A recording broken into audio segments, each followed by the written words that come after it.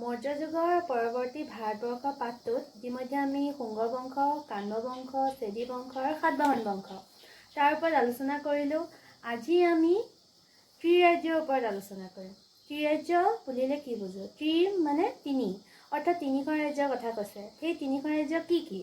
প্ৰথমটো চাবা, ত্ৰিৰাজ্যই কাক কাক সামৰি লৈছে। সেই সময়ৰ দক্ষিণ ভাৰতৰ ৰাজ্য তিনিখন, চোল, চেৰা আৰু পাণ্ড্য।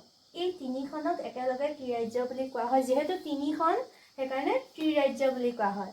যেনেকৈ আমাৰ জাতীয় পতাকাখনত তিনিটা ৰং আছে, সেইকাৰণে ত্ৰিৰংগা বুলি কয়। ঠিক একেই ত্ৰিৰাজ্য মানে চোল, চেৰা আৰু পাণ্ড্যক একেলগে ত্ৰিৰাজ্য বুলি কোৱা হয়, ত্ৰিৰাজ্য বুলি কোৱা হয়। এই ত্ৰিৰাজ্যৰ কিছুমান বিশেষ বৈশিষ্ট্য আছে। সেই সময়ত দক্ষিণ ভাৰতত এই তিনি ৰাজ্যই বহুত বছৰ শাসন কৰিছিলে। এই যিখন এই ত্ৰিৰাজ্য আছে, ত্ৰিৰাজ্যৰ চোল নামৰ যিখন ৰাজ্য আছিলে, সেই চোল ৰাজ্যৰ ৰাজধানী কি আছে বুলি কৈছিলে? উৰেউৰ। আকৌ চেৰাৰো কিছুমান বৈশিষ্ট্য আছে। চেৰাত কি আছিলে বুলি কৈছে? এটা শক্তিশালী নৌবাহিনী আছিলে বুলি কৈছে সেই সময়ত।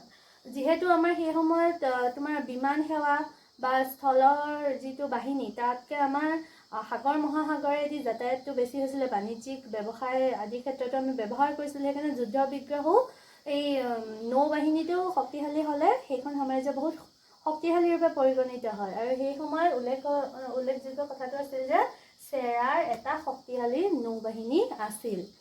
পাণ্ড্য ৰাজ্যখনৰ কি বুলি কৈছে? সেই সময়ত মুকুতা কাৰণে বিখ্যাত আছিলে। তাত সেই সাগৰৰ শামুকৰ পেটত যিটো মুকুতা উপলব্ধ হয়, সেই মুকুতাৰ বিশাল পৰিমাণে তাত পোৱা যায়, যাৰ কাৰণে পাণ্ড্য ৰাজ্যখন বিখ্যাত আছিলে।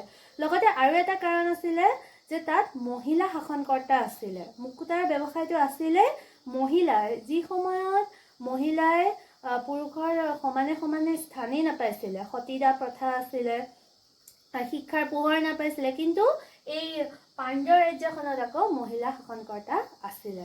এতিয়া তোমালোকৰ জানিবলৈ মন গৈছে চাগে, বৰ্তমান এইকেইখন ৰাজ্যনো দক্ষিণ ভাৰতৰ কোনকেইখন ঠাইত আছে? যে চোল ৰাজ্যখন বৰ্তমান তামিলনাডুত আছে। তামিলনাডু যি ঠাই আমাৰ দক্ষিণ ভাৰতৰ, তাৰ তিৰুচাৰি পিল্লা বুলি কয় এখন ঠাই আছে, তাতে আছে। আকৌ চেৰাখন ক'ত পৰিছে? কেৰেলা আৰু তামিলনাডু একেলগে সেই সময়ত চেৰা বুলি কৈছিলে।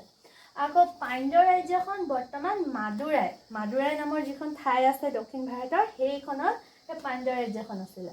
তো বিভিন্ন আমি মুদ্ৰা, শিলালিপি, সেইবিলাক আমাৰ কি ইতিহাসৰ বিষয়ে জনাৰ একোটা আহিলা। আমি মুদ্ৰা, পুৰণা লিপিৰ পৰা জানো, ভাস্কৰ্যৰ পৰা জানো, মুদ্ৰাৰ পৰা গম পাওঁ ইতিহাসৰ কথা। কাৰণ মুদ্ৰাবিলাকৰ সেই সময়ৰ ৰজাৰ যিখন চিত্ৰ কেতিয়াবা খোদিত কৰি দিয়া হয় বা বিভিন্ন এনেকুৱা তথ্য আমি লাভ কৰোঁ। সেই তথ্যৰ ভিত্তিত আমি এটা কথা গম পাইছিলোঁ, সেই সময়ত তামিল কবি সন্মিলন এখন আছিলে। আৰু সেই তামিল কবি সন্মিলনখনৰ নামটো আছিলে সংগম।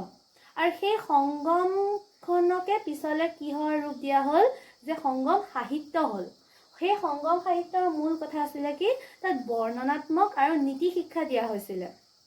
নীতি শিক্ষা বুলি ক'লে আমাৰ আজিকালি বৰ্তমান নীতি শিক্ষাৰ ক্লাছবিলাক দি দিয়া হ'ল, কিন্তু আমি সৰুতে নীতি শিক্ষাৰ সাধু কোৱা, কিছুমান ৰামায়ণ মহাভাৰতৰ কাহিনী পাইছিলোঁ, শ্ৰৱণৰ পিতৃভক্তি, এইদৰে আমাৰ কিছুমান নীতি শিক্ষামূলক যিদৰে আমাৰ আগতে ক্লাছ আছিলে, ঠিক সেইদৰে সংগম সাহিত্যটো নীতি শিক্ষামূলক আৰু বৰ্ণনাত্মক কিছুমান কথা আলোচনা কৰা হয়। আৰু তেওঁলোকে এজন বিশেষ ৰজাৰ গুণ গৰিমা সেই সময়ত কৰিছিলে। সেই ৰজাজনৰ নামটো কি আছিল জানানে? চাৰণ ৰজা। যে সেইটো প্ৰশ্ন আহিব পাৰে যে সেই সময়ত সংগম সাহিত্যই কাৰ গুণগান কৰিছিলে? যে চাৰণ নামৰ ৰজাজনৰ তেওঁলোকে গুণগান কৰিছিলে। যে আমি এই ত্ৰিৰাজ্যৰ ওপৰত এইখিনি কথাই আমাৰ গুৰুত্ব লাভ কৰিছে, যে এইকেইটা কথা আমি যদি ভালকৈ মনত ৰাখোঁ, যে ত্ৰিৰাজ্য কাক বোলে? চোল, চেৰা, পাণ্ড্যক একেলগে ত্ৰিৰাজ্য বুলি কোৱা হয়। চোলখনৰ কি আছিলে? উৰেউৰ ৰাজধানী আছিলে। চেৰাত এটা শক্তিশালী নৌবাহিনী আছিলে। আৰু পাণ্ড্য ৰাজ্যখন কিহৰ কাৰণে বিখ্যাত? মুকুতা আৰু মহিলা শাসনকৰ্তাৰ কাৰণে বিখ্যাত। সেই সময়ত কি সাহিত্য আছিলে? সেই সময়ত সংগম সাহিত্য আছিলে। সংগম সাহিত্যখন কিদৰে বৰ্ণনা কৰা হৈছিলে? যে তাত নীতি শিক্ষা আৰু বৰ্ণনাত্মক, এতিয়া যিদৰে তোমালোকক মই ত্ৰিৰাজ্যৰ ওপৰত বৰ্ণনা কৰি আছোঁ, সেই বৰ্ণনাত্মক সাহিত্য আছিলে তাত। আকৌ তেওঁলোকে কোন ৰজাৰ গুণ গৰিমা কৰিছিলে? চাৰণ নামৰ ৰজাজনৰ গুণ গৰিমা কৰিছিলে।